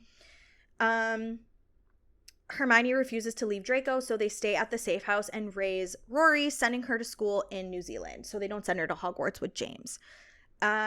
Years later, Rory moves to Britain for a job. I think she gets a job at like Gringotts Bank or something like that. It was like a curse breaker or whatever. And Ginny, she's staying with like Ginny and James, and they're like showing her around and stuff. And like, obviously, like no one knows that she's related to Harry or to Hermione and Draco. Because at this point, people think that Hermione and Draco are dead. But I think at this point in the book, even like Angelina, who was one of the surviving surrogates, like stops Rory on the street because she's like, you just remind me so much of someone I used to know at Hogwarts. And Ginny has to like play it off. She's like, no. Like, no, it's not her. Like, yeah, the resemblance is whatever, similar because she has curly hair, but that's about it. They end up at the bookstore, and Rory picks up a book about the Wizarding War, and she's reading the part about the High Reeve. And James is kind of like James is at this point, he's like, you don't have to read that. Like, you know the truth. Like, you don't have to like look through these pages. And she flips to look for her mom, like Hermione, like any mention of Hermione. But all there is like literally a fucking picture of her with Hermione, Ron, and Harry. She has like no dedicated portion in this book, no chapter dedicated to her, no nothing. Like, it's like she's not even a part of like history. And Rory says like she wishes someone would set the record straight one day because you know, she just doesn't want her mom to be a footnote, and she doesn't want her dad to be painted as like a soulless like sociopath or psychopath. But ultimately she understands why her parents like don't want to. So James comforts her, telling her she'll always have him to talk to about them because like she can't talk about her parents otherwise. And then we get the last line of the story, and it is like the most single devastating line ever. And the line is written in the form of like a caption of the photo. So it's like Harry, Hermione, Ron at Christmas, that last Christmas that they spent together. And that's the only mention of Hermione. And it says this: the Hogwarts Trio, Christmas 2002, Harry Potter with friends Ron Weasley and Muggle-born witch Hermione Granger. Granger left England at the start of the Second Wizarding War to study healing abroad. She survived the war but died during imprisonment while a surrogate in the repopulation program. She was a non-active member of the Order of the Phoenix and did not fight. That's so sad. Why? It doesn't matter. She survived. But like, it's just so sad. Like, her entire like life was like erased. Better than people trying to kill her and I know. And Draco and like tracking them down. I know, but I just feel like she gave up like so much like of herself and like this part of the book also explains like how she still suffers from panic attacks. She still has, well, how can you not, like, this whole book is traumatic. She still has memory loss, like she has like PTSD, like she's not like, she can't even like go outside most of the time without having a panic attack. Like she's like a deeply damaged person, and it just like, it's so sad to me that she gave up this part of her life. And obviously, like, you know, it's a bittersweet happy ending, like she still lives with like Draco and whatever, and like they're together, but it's just like, that's all she gets, like, not active member of the Order of the Phoenix, and like she did not fight. Meanwhile, like, she was one of the most important like players in this like entire thing, and it's just so sad to me. It really, every time I read like the last chapter, I ugly cry. You're just doing it right now. It's so sad to me. It's really so sad, and I know it's so stupid because it's just like a fanfic written literally off of like fake characters. But I think like too, like I love Harry Potter so much, and you know, you kind of like internalize the shit, and then you get like really protective over the characters and like whatever. So it's like extra sad to me. Yeah. And that's pretty much like the end of this fanfic. It's a lot, man. Like, it's a lot. It's a lot. And I mean, like, my personal final thoughts, like, soul-crushing, traumatizing, painful, brutal, but, like, also incredibly, like, beautiful.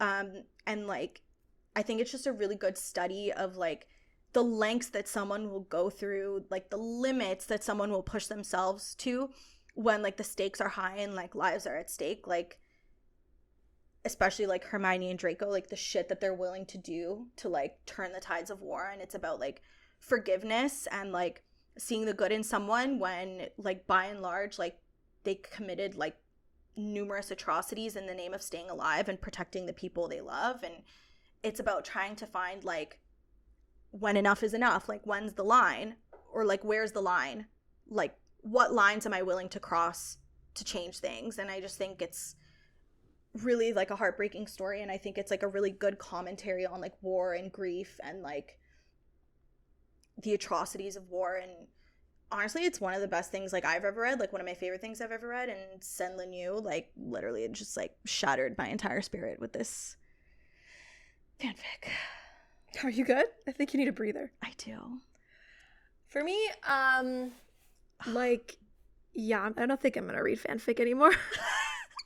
I don't think I'm going back to it anytime soon. I mean, I have some recs. Okay, I think that it's absolutely fucking insane that you started with this. Yeah, but you know what? I still think I'm gonna stick by it, and like, it's like fanfic's not for you. It's not for me. Yeah. I don't think. Like, I like, not that like, I think it's like some of these people are amazing writers and they do such a good job with it's not portraying the character. It's not have nothing to do with like quality or anything like that. I think some of these are really well written. Yes. It's just not for you. No.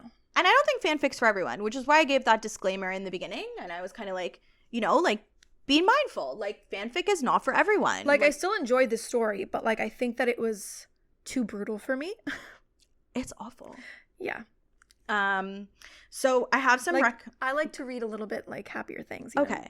So if I like fluff. I like happy fluff. She likes fluff. I like the happy stuffing. If you ever so find yourself inclined to read, if I don't know, if something happens, if something changes, I have some recommendations for some fanfic you can read, and these are more lighthearted. Enough with the heavy. Yeah, I do have some heavy recommendations because I like, personally for me, like I like these kind of fics. So like I did read some similar ones, and I'll give you some recs, but I'll give you some lighthearted ones. Are these recommendations, they're all still Harry Potter themed? They are all still Harry Potter themed. They're all Dramione. The lighthearted fics are just kind of like, you know, you want to read about Dramione, you don't want to read about like the heaviness. These ones are witty, they're funny. I fucking laughed out loud reading some of these. That's good. These are some of my favorites. I think this one is one of the best ones. I actually recommend it, either you read it first as like your introduction into like Dramione, or I think you should read it after Manacled as like a palate cleanser to like, you know, soothe your soul. It is called Draco Malfoy and the Mortifying Ordeal of Being in Love. It is one of the funniest fucking fanfics I've ever read. There's this one line that Draco says in it, and as he's leaving, he turns to Hermione and he goes, "Tell your cat I said pss, pss, pss." And I just like, I don't know. It is so funny. I love this fic so much. So that's one. Bring him to his knees. This one's sexy. Ooh, I like that. This one is sexy. That's all you had to say. This one is smut filled. You had me at smut. This one is like literally, if you want to read good smut, bring him to his knees. It's amazing. Measure of a Man, the slowest of slow burns and so fucking satisfying. And it is like single father Draco Malfoy because like Scorpius is in it and it's very sweet. Love and Other Historical Accidents is also one I read recently. It's quite short. It is so fucking funny. Draco and Hermione end up getting sent back in time and like some hijinks ensue. They're in like Victorian era, like Bridgerton vibe. Oh, that sounds cute. I like that. It's very short. Maybe. If you want some more, you know, if you're in the mood for more pain, these are some of the ones I recommend. Life in the Time of a Zombie Apocalypse. It's exactly what it sounds like. It is the Harry Potter characters, and there is a zombie apocalypse. Interesting. Okay. The Auction, and this is, I believe this is part of the Rights and Wrongs series. So there's actually 3, like the wrong thing to do, the right thing to do, and then there's the Auction. And the Auction is similar in the vein to Manacled, where like they get kind of like sold off to like Death Eaters. Secrets and Masks. This one also ruined my life. The ending of this book ruined my life. People say it's a happy ending. Don't trust them. Okay. It's not a happy ending. Do not trust them. Breath Mints and Battle Scars. Very traumatizing. Yeah, I'm gonna skip the traumatizing ones, I think. The Fallout. Very traumatizing. Isolation. Also traumatizing? Very traumatizing. There you go. These are the more traumatizing. So those are my recs. You can actually find a lot of these recorded by ETL Echo. Oh, that's cool. Spotify. I'm going to link them. I think they're amazing. Okay. That's it. I think I'm good. I got it all out. I think you needed this. I think this is therapy for you. This was your therapy episode. I didn't cry as much as I thought I would. You cried more than I thought you would. If you ever want to talk about Manacled, our DMs are open, specifically for me. Yeah, I'm not like as I don't know as much about it. Like you've read it like 3 times now. Yeah. For me, the one was enough. More than enough. And then she like blocked too much. She blocked out some of the memories. Yeah, I was like Hermione. Didn't happen. She was like, I don't need to know that. No. But yeah, I really love this fanfic. It holds like a really special place in my heart. I think it's beautifully written. I think that SenLinYu did an absolutely phenomenal job. And I think that if you can handle the tags and you think you can digest it and stomach it, it's a great piece of fan fiction to read. And I absolutely love it. But otherwise, all information is down below in the description, no matter where you're listening. I'm going to link ETL Echo if you feel like giving the audiobooks a go. I will write down all our little Dramione fanfic recs so you can take a look and maybe like dive into that. And consider leaving a review and subscribing and rating us because it really helps our podcast out and we would appreciate it.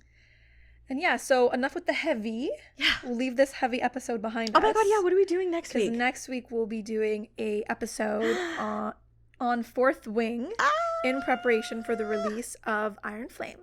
Which comes out November 7th. So that should be fun. I think I'm really excited for that. I'm very excited for that one. We like reshuffled the sketch to do this. To make this work, yeah. Because we were like, you know what? Mm-hmm. We both really enjoyed Fourth Wing a lot. Oh my god, yeah. And we have so many thoughts that we need to share. Yeah. So we're gonna skip House of Sky and Breath for a week. And then we're gonna back to it. Yeah, and we'll do 2 back-to-backs. But yes, next week, Fourth Wing. So get excited. Yeah. And so thanks for listening to Two Book Witches. Bye.